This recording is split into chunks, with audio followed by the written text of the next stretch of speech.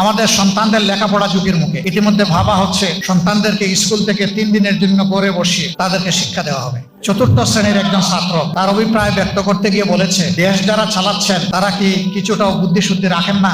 একটা ক্লাসে যদি 50 জন ছাত্রের সংকুলান হয়, সেখানে মাথার উপরে ফ্যান ঘুরবে ম্যাক্সিমাম 5টা অথবা তার চেয়েও কম, লাইট জ্বলবে 3টা বা 4টা। কিন্তু যদি ঘরে বসে অনলাইনে শিক্ষা দিতে হয়, তাইলে প্রত্যেকটি ছাত্রের মাথার উপরে একটা ফ্যান ঘুরানো লাগবে। যেখানে 5টাতে চলে সেখানে 50টা, কমপক্ষে একটা করে বাতি জানালো লাগবে। যেখানে 3টাতে চলে সেখানেও 50টা।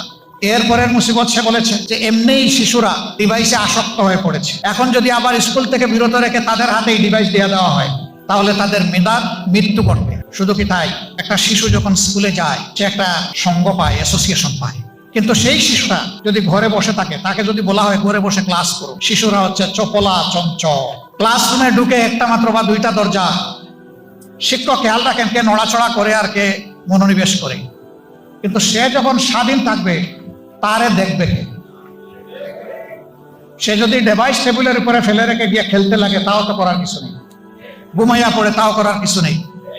যদি তারা খুনসুটি খেলে ভাই বোনেরা, তাও করার কিছু নেই। এইভাবে মেধার অপমৃত্যু ঘটবে।